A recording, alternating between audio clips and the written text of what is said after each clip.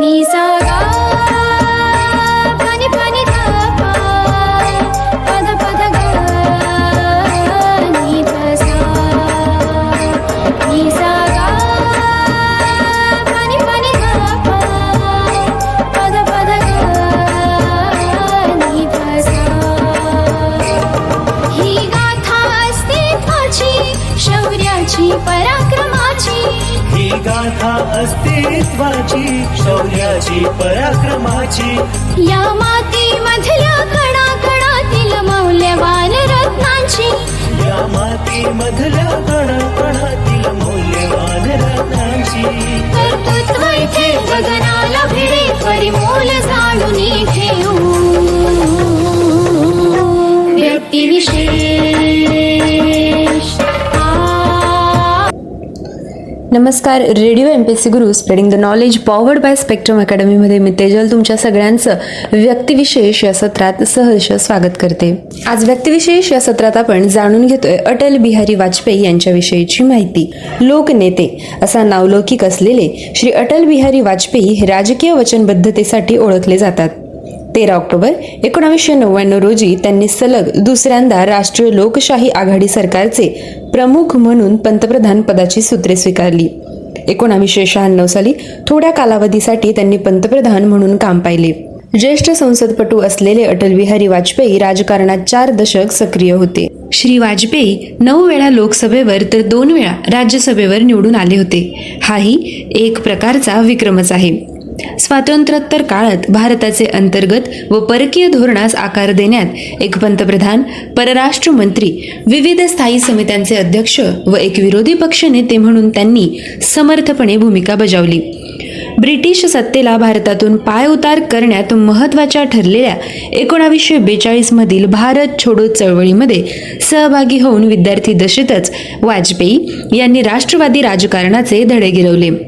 राज्यशास्त्र व कायद्याचे विद्यार्थी असलेल्या श्री वाजपेयींना शालेय काळातच परकीय व्यवहारामध्ये रुची निर्माण झाली होती. त्यांनी ही आवड पुढे अनेक वर्ष जोपासली व विविध द्विपक्षीय व बहुपक्षीय व्यासपीठांवर भारताचे प्रतिनिधित्व करताना त्यांनी ह्या कौशल्याचा उपयोग केला.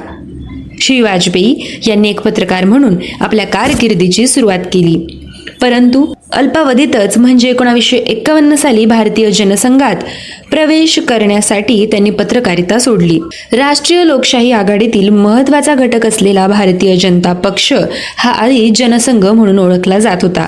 समीक्षकांकडून प्रशंसा मिळवलेले श्री वाजपेयी एक ख्यातनाम कवी आहेत. शिवाय आपल्या व्यस्त कामातून वेळ काढून ते संगीत व पाककलेतही विशेष रस घ्यायचे.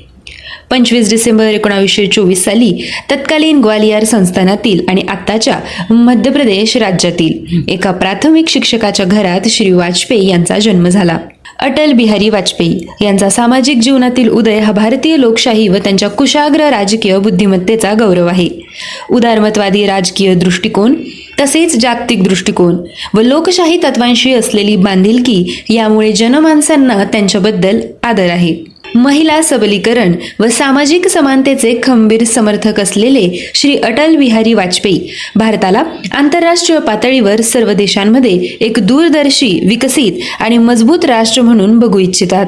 5000 वर्षांची ऐतिहासिक संस्कृती लाभलेल्या व आगामी 1000 वर्षांमध्ये येणारी आव्हाने पेलण्यास तयार असलेल्या भारत देशाचे ते प्रतिनिधित्व करायचे.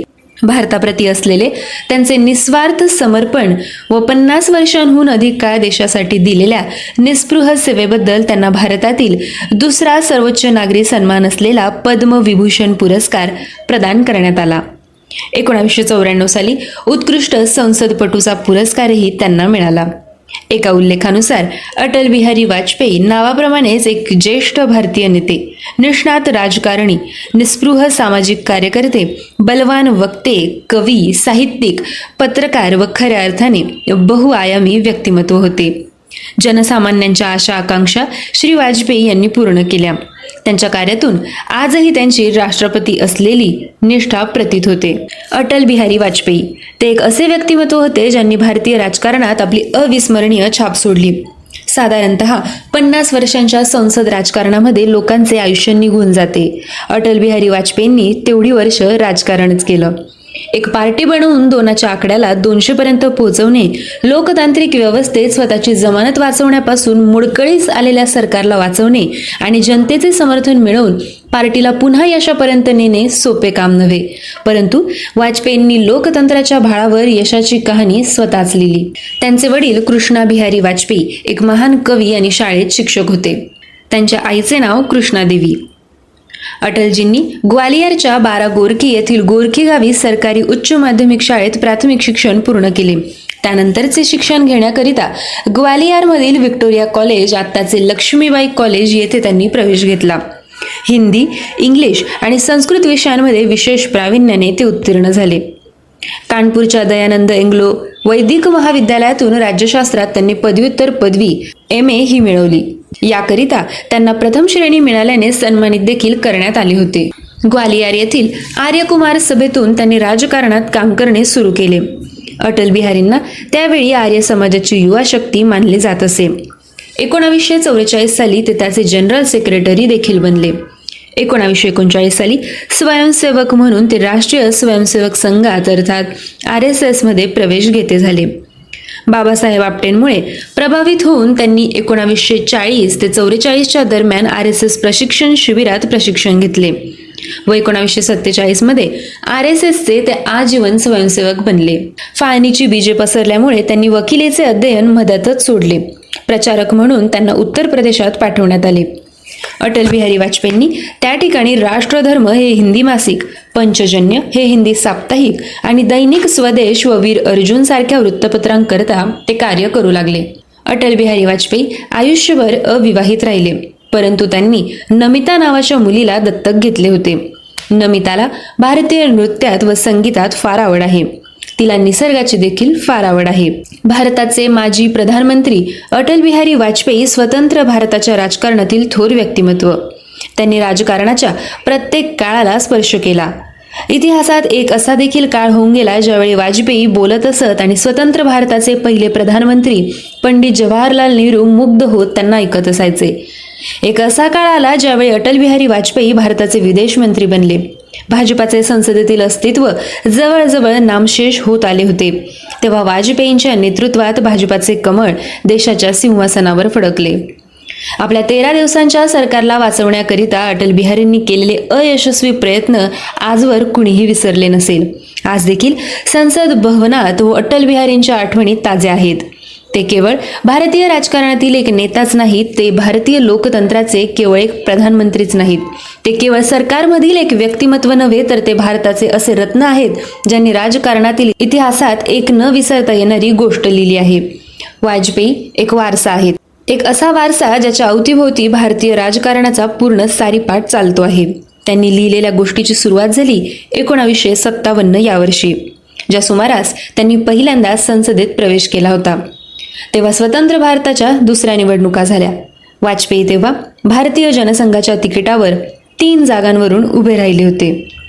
मथुराला तर डिपॉझिटच जप्त झाले. लखनौमधून देखील ते हरले, परंतु बलरामपूरच्या जनतेने त्यांना आपला सांसद म्हणून निवडले आणि येथूनच त्यांच्या पुढच्या 5 दशकांची संसदीय कारकिर्दीची सुरुवात झाली. 1968 ते 1973 पर्यंत ते भारतीय जनसंघाचे अध्यक्ष होते. मोरारजी देसाईंच्या कॅबिनेटमध्ये ते एक्सटर्नल अफेअर अर्थात बाह्य घडामोडी व विवाद मंत्री देखील राहिले आहेत. विरोधी पक्षातील आपल्या इतर सहकाऱ्यांप्रमाणेच त्यांना देखील आणीबाणी दरम्यान कारागृहात पाठवण्यात आले. 1977 साली जनता पार्टीच्या सत्तेत वाजपेयींना विदेशी मंत्री करण्यात आले.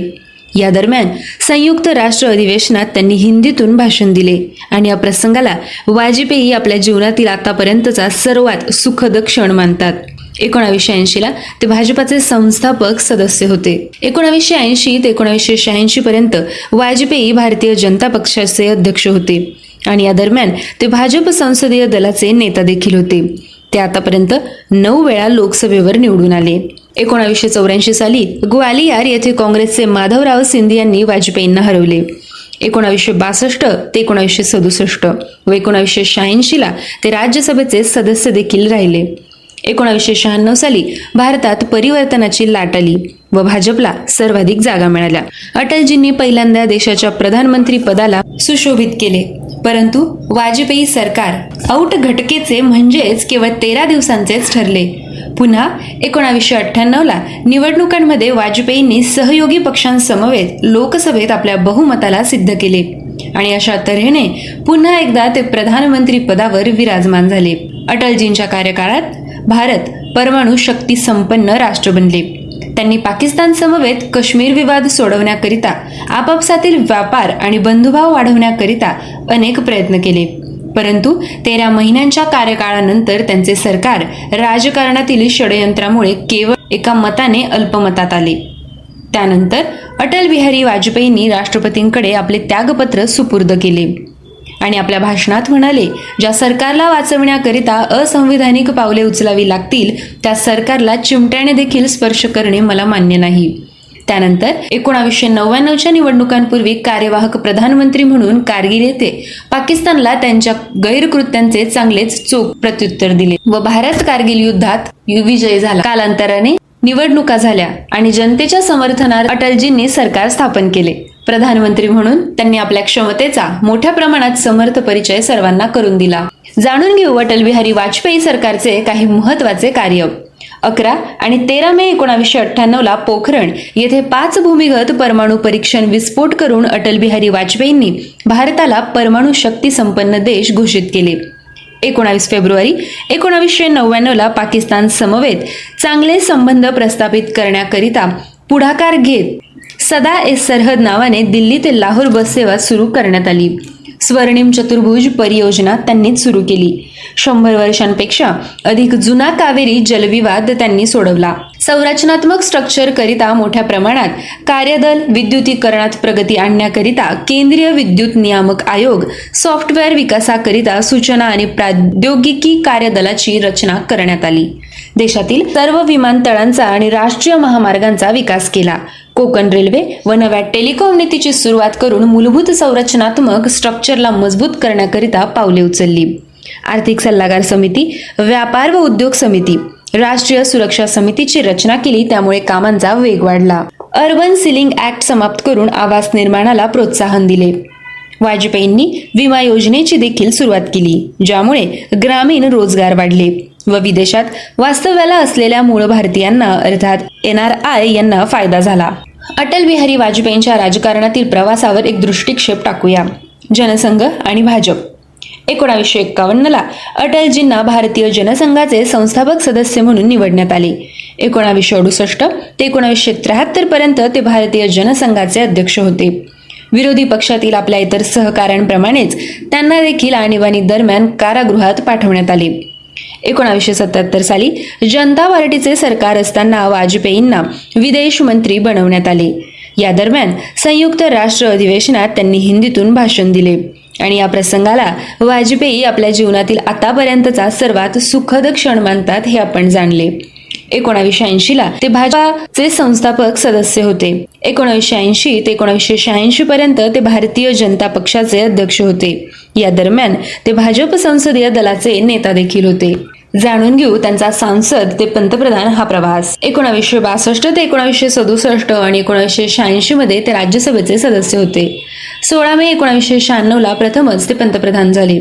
परंतु लोकसभेत बहुमत सिद्ध न करू शकल्याने 31 मे 1996ला त्यांना त्यागपत्र द्यावे लागले.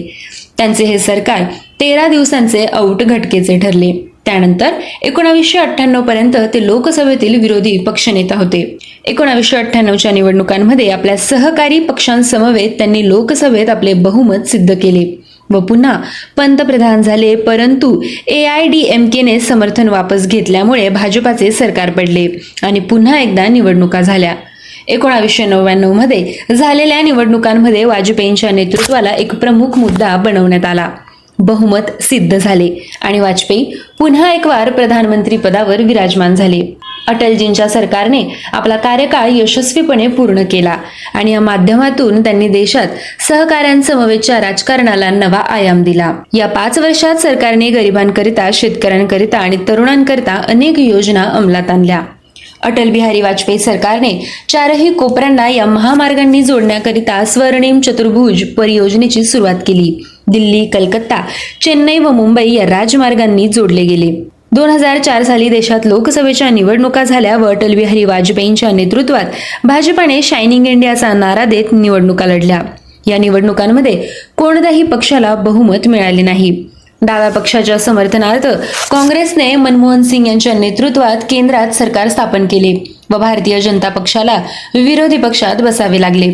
पुढे सतत प्रकृती स्वास्थ्यामुळे अटल बिहारी वाजपेयींनी राजकारणातून संन्यास घेतला.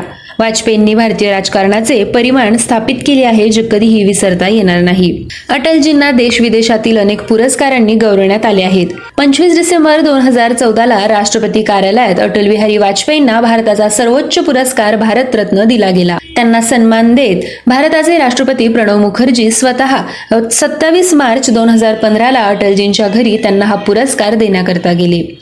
25 डिसेंबर हा अटलजींचा जन्मदिवस गुड गव्हर्नन्स डे अर्थात सुशासन दिवस म्हणून साजरा केला जातो. वाजपेयी त्यांच्या कवितांबद्दल म्हणतात, माझ्या कविता म्हणजे युद्धाची घोषणा करण्यासारख्या आहेत ज्यात हारण्याची भीती नाही. माझ्या कवितांमध्ये सैनिकाला हरण्याची भीती नाही तर जिंकण्याची आस असेल. माझ्या कवितांमध्ये भीतीचा आवाज नव्हे तर जिंकण्याचा जयघोष असेल. अटल बिहारींचे आजवरचे पुरस्कार जाणून घेऊ. 1992 साली त्यांना पद्मविभूषण या पुरस्काराने सन्मानित करण्यात आले. 1983 साली डॉक्टर ऑफ लिटरेट अर्थात साहित्यातील डॉक्टरेट त्यांनी मिळवली. त्यांना ही पदवी कानपूर विश्वविद्यालयाकडून दिली गेली. 1994 साली लोकमान्य टिळक पुरस्कार त्यांनी पटकावला. 1994 मध्ये बेस्ट संसद व्यक्ती पुरस्कार त्यांना मिळाला. 1994 मध्ये भारतरत्न पंडित गोविंद वल्लभभाई पंत अवॉर्ड त्यांना देण्यात आला. 2015 साली आपण जाणल्याप्रमाणे भारतरत्नाने त्यांना गौरवण्यात आले. 2015 मध्ये लिबरेशन वॉर अवॉर्ड बांगलादेश मुक्तियुद्ध सम्मानना हा पुरस्कार त्यांना देण्यात आला. जाणून घेऊ अटल बिहारी वाजपेयी यांची पुस्तके. अटल बिहारी वाजपेयी मेम टीना दसका 1992, प्रधानमंत्री अटल बिहारी वाजपेयी निवडक भाषणम 2000, value vision and versus of Vajpayee India man of destiny 2001, India's foreign policy new dimension 1977, Assam समस्या 1981. आता जाणून घेऊ अटल बिहारी वाजपेयी यांची पदं. 1951 साली ते भारतीय जनसंघाचे संस्थापक सदस्य होते. 1957 साली त्यांची दुसऱ्या लोकसभेत नियुक्ती झाली. 1957 ते 77 मध्ये भारतीय जनसंघ संसदीय पार्टीचे ते नेता होते. 1962 मध्ये राज्यसभा सदस्य ते राहिले. 1966 ते 67 मध्ये गव्हर्नमेंट आश्वासन समितीचे ते अध्यक्ष राहिले. 1967 मध्ये चौथ्या लोकसभा निवडणुकीत त्यांची पुनर्नियुक्ती झाली. 1967 ते 70 या कालावधीत ते पब्लिक अकाउंट समितीचे अध्यक्ष होते. 1968 ते 73 मध्ये ते भारतीय जनसंघाचे अध्यक्ष राहिले. 1971 मध्ये 5व्या लोकसभा निवडणुकीत त्यांची तिसऱ्यांदा पुनर्नियुक्ती झाली. 1977 मध्ये 6व्या लोकसभा निवडणुकीत त्यांची चौथ्यांदा नियुक्ती झाली. 1977 ते 1979 युनियन कॅबिनेट मिनिस्टरचे ते एक्सटर्नल अफेअर मिनिस्टर होते. 1977 ते 80 मध्ये ते जनता पार्टीचे संस्थापक सदस्य राहिले. 1980 मध्ये 7व्या लोकसभा निवडणुकीत ते 5व्यांदा नियुक्त झाले. 1980 ते 86 मध्ये ते भारतीय जनता पार्टीचे अध्यक्ष होते. 1980 ते 84 मध्ये तसेच 1986 ते 1993 या काळात ते भाजप संसदीय पक्षाचे नेते होते. 1986 मध्ये ते राज्यसभेचे सदस्य व जवर्नल पर्पज समितीचे सदस्य होते. 1980 ते 90 मध्ये ते हाऊस समितीचे सदस्य तसेच व्यापार सल्लागार समितीचे देखील सदस्य होते. 1990 ते 91 मध्ये ते याचिका समितीचे अध्यक्ष होते. 1991 मध्ये 10व्या लोकसभेत त्यांची 6व्यांदा निवडणुकीत नियुक्ती झाली. 1991 ते 93 मध्ये ते पब्लिक अकाउंट समितीचे अध्यक्ष होते. 1993 ते 96 मध्ये एक्सटर्नल अफेअर समितीचे लोकसभेतील ते विरोधी पक्षनेता व चेअरमन होते. 1996 मध्ये 11व्या लोकसभा निवडणुकीत त्यांची 7व्यांदा नियुक्ती झाली. 16 मे 1996 ते 31 मे 1996 ते भारताचे प्रधानमंत्री राहिले. 1996 ते 97 ते विरोधी नेता होते लोकसभेतील. तसेच 1997 ते 98 ते एक्सटर्नल अफेअर समितीचे चेअरमन होते. 1998 मध्ये ते 12व्या लोकसभा निवडणुकीत 8व्यांदा पुनर्नियुक्त झाले. 1998 ते 1999 मध्ये एक्सटर्नल अफेअर मंत्री तसेच ते भारताचे प्रधानमंत्री होते. 1999 साली 13व्या लोकसभा निवडणुकीत त्यांची 9व्यांदा पुनर्नियुक्ती झाली. 13 ऑक्टोबर 1999 ते 13 मे 2004 ते भारताचे प्रधानमंत्री होते. 2004 साली 14व्या लोकसभा निवडणुकीत त्यांची 10व्यांदा पुनर्नियुक्ती झाली. त्यांचा आजवरचा राजकारणातील प्रवास थक्क करून सोडणारा होता. तरुणपणातच आपल्या अमोघ वाणीने त्यांनी विरोधी पक्षात असूनही आपली छाप सोडली होती. खुद्द जवाहरलाल नेहरूंनीही वाजपेयी एक दिवस नक्कीच भारताचे पंतप्रधान होतील अशा शब्दात त्यांचा गौरव केला होता. ऑपरेशन ब्लू स्टारला भाजपचा पाठिंबा होता. मात्र इंदिरा गांधी यांची अंगरक्षकाकडून हत्या झाल्यानंतर दिल्लीमध्ये ज्या शीख विरोधी दंगली उसळल्या त्याचाही भाजपने विरोध केला. यानंतर झालेल्या लोकसभा निवडणुकीत भाजपाच्या वाट्याला केवळ 2 जागा आल्या. तरीही भाजपा देशाच्या राजकारणात मुख्य प्रवाहात राहिला आणि वाजपेयी हेच या पक्षाचे केंद्रस्थानी राहिले. भाजपावरील हिंदुत्वाचा प्रभाव वाढत होता. त्यातूनच विश्व हिंदू परिषद आणि राष्ट्रीय स्वयंसेवक संघाच्या विचारधारेला भाजपने राजकीय स्तरावर आवाज दिला. यात अयोध्येत राम मंदिर बांधण्याचा मुद्दा अग्रभागी होता. 1995च्या मार्चमध्ये गुजरात आणि महाराष्ट्र विधानसभेच्या निवडणुकांमध्ये भाजपाला चांगले यश मिळाले. त्याचवेळी भाजपच्या मुंबई येथील नोव्हेंबर 1995च्या अधिवेशनात अडवाणी यांनी वाजपेयी यांचे नाव 1996च्या लोकसभा निवडणुकांसाठी पंतप्रधान पदासाठी उमेदवार म्हणून घोषित केले. इंदिरा गांधी आणि जवाहरलाल नेहरू यांच्यानंतर ते सर्वाधिक काळ पंतप्रधानपदी राहिलेले बिगर काँग्रेसी नेते ठरले. 1998च्या शेवटी वाजपेयींनी पाकिस्तानसोबत शांतता चर्चेसाठी मोठा पुढाकार घेतला. लाहोर दिल्ली दरम्यान बस सेवा सुरू करण्याचा निर्णय घेण्यात आला. ते स्वतः पहिल्या बसमधून पाकिस्तानमध्ये चर्चेसाठी गेले. याचे भारतात, पाकिस्तानात आणि जागतिक स्तरावर स्वागत झाले. वाजपेयींसोबत पाकिस्तानला केवळ राजकारणी आणि मुत्सद्दीच नव्हे तर कला क्षेत्रातूनही अनेक मान्यवर गेले. 1990 मध्ये झालेल्या सार्वत्रिक निवडणुकांमध्ये एनडीएला पुन्हा घवघवीत यश मिळाले आणि वाजपेयींनी सलग 3ऱ्यांदा पंतप्रधान पदाची शपथ घेतली. हा कार्यकाळ संमिश्र ठरला. सरकार सत्तेत आले त्याच वर्षी तालिबानी दहशतवाद्यांनी भारतीय प्रवासी विमानाचे अपहरण केले. हे विमान नेपाळची राजधानी काठमांडूहून दिल्लीला निघाले होते. दहशतवाद्यांनी हे विमान कंदाहार येथे नेले. वाजपेयी सरकार त्यावेळी विमानाच्या बदल्यात 3 दहशतवाद्यांना सोडण्याची नामुष्की झेलली.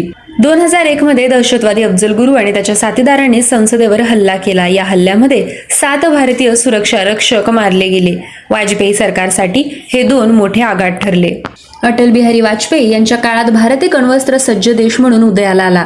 त्यामुळे पाकिस्तानबरोबर संबंध तणावपूर्ण होण्याची भीती होती. त्यातच काश्मीरमुळे हा तणाव आणखीनच वाढला. भारत आणि पाकिस्तानच्या सैन्यात तणाव आधीपासूनच होता. वाजपेयींच्या पंतप्रधान पदाच्या संपूर्ण कार्यकाळात वेगवेगळ्या विचारसरणीच्या आघाडीच्या पक्षांची मोट बांधून ठेवण्याचं आव्हान त्यांच्या समोर होतं.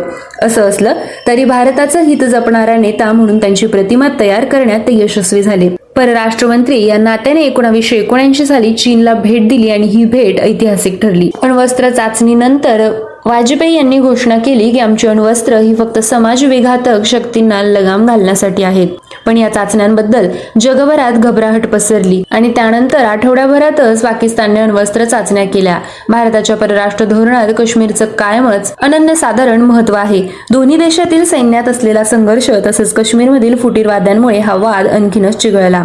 या संपूर्ण काळात 17 विविध पक्षांची आघाडी टिकवण्यासाठी वाजपेयी सातत्याने संघर्ष करत होते. वाजपेयी कायमच खुल्या बाजारपेठेचे समर्थक होते. पण विविध कंपन्यांच्या निर्गुंतवणुकीच्या निर्णयामुळे त्यांच्यावर विविध कामगार संघटना आणि सनदी अधिकाऱ्यांनी टीका केली होती. मात्र उच्च तंत्रज्ञान असलेल्या कंपन्यांमुळे भारत माहिती तंत्रज्ञान क्षेत्रात एक महासत्ता म्हणून उदयास आला. त्यामुळे भारतीय अर्थव्यवस्थेला हात लावण्यास मदत झाली. पाकिस्तानबरोबर तणाव मात्र या काळात सुद्धा होताच. 2001 साली संसदेवर झालेल्या हल्ल्यात या तणावाची प्रचिती आली. या हल्ल्यातील बहुतांश हल्लेखोर पाकिस्तानी असल्याचं पोलिसांना आढळलं आणि वाजपेयींनी 50 लाखांचं सैन्य सीमेवर पाठवलं. हा तणाव पुढे 2 वर्ष होता. त्यानंतर वाजपेयींनी पाकिस्तानबरोबर शांततेच्या वाटाघाटी सुरू केल्या.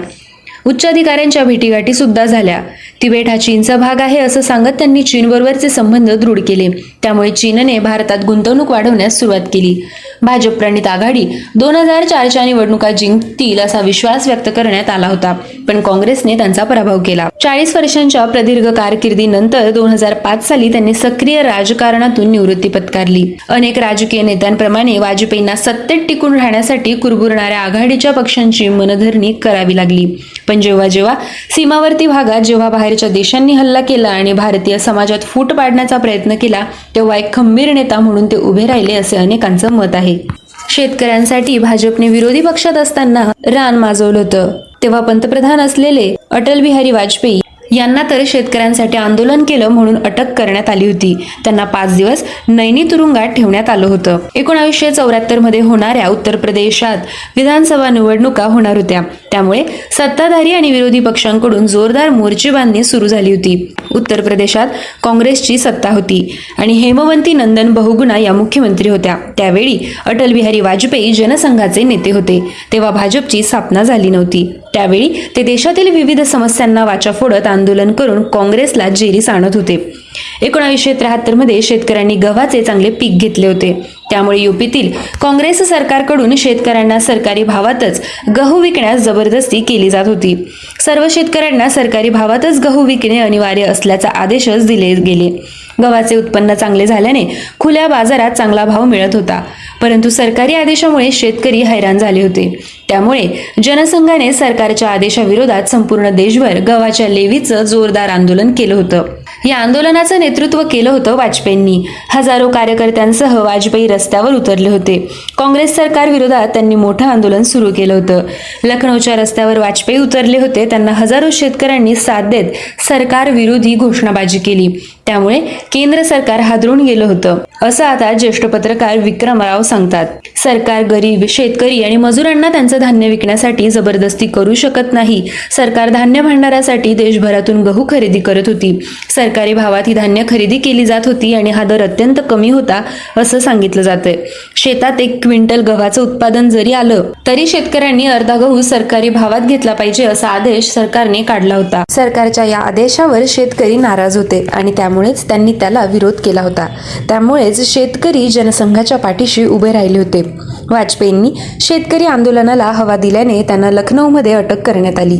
पोलिसांनी बळाचा वापर करून जमावाला पांगवत वाजपेयींना अटक केली. त्यावेळी जमाव एवढा प्रचंड होता की वाजपेयींना स्थानिक तुरुंगात ठेवणं शक्य नव्हतं. त्यामुळे त्यांना देशातील सर्वात सुरक्षित तुरुंग समजल्या जाणाऱ्या नैनी तुरुंगात ठेवण्यात आल्याचं पत्रकार विक्रमराव यांनी स्पष्ट केलं. वाजपेयींनाच नव्हे तर त्यांच्यासोबत आंदोलन करणाऱ्या 500 आंदोलकांना नैनी तुरुंगातील बॅरेक नंबर 5 मध्ये ठेवण्यात आले होते. या तुरुंगात त्यांना 5 दिवस ठेवण्यात आले होते. नंतर त्यांची जामिनावर सुटका करण्यात आली. वाजपेयी जेव्हा पंतप्रधान झाले तेव्हा त्यांनी शेतकऱ्यांच्या हिताच्या अनेक महत्त्वाच्या गोष्टी केल्या. शेतकऱ्यांना क्रेडिट कार्डची सुविधा दिली. गव्हाचा हमीभाव 19.6% इतका वाढवून त्यांनी इतिहास रचला.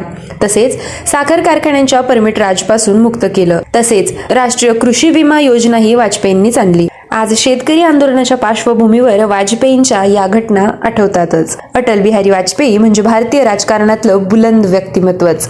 आपल्या सर्वसमावेशक नेतृत्वानं देशाची प्रगती साधणारा पंतप्रधान, जगभरच्या नेत्यांशी संवाद साधत विश्व बंधुत्वासाठी झटणारा मुत्सद्दी, आपल्या वाणीनं करोडोंना मंत्रमुग्ध करणारा अमोघ वक्ता, काव्यशास्त्र विनोदात रमणारा कवी मनाचा राजकारणी, अशा कितीतरी रूपांनी अटल बिहारी वाजपेयींना भारतीयच नव्हे तर जागतिक राजकारणावर आपल्या कर्तृत्वानं अमिट असा ठसा त्यांनी उमटवलाय. सत्तेत असो किंवा नसो 4 दशकांपेक्षा जास्त काळ वाजपेयींनी संसदेत आपला दबदबा कायम ठेवला. सत्तेबाहेर गेलेल्या नेत्याला लोक विसरतात हा समजही वाजपेयींनी खोटा ठरवला.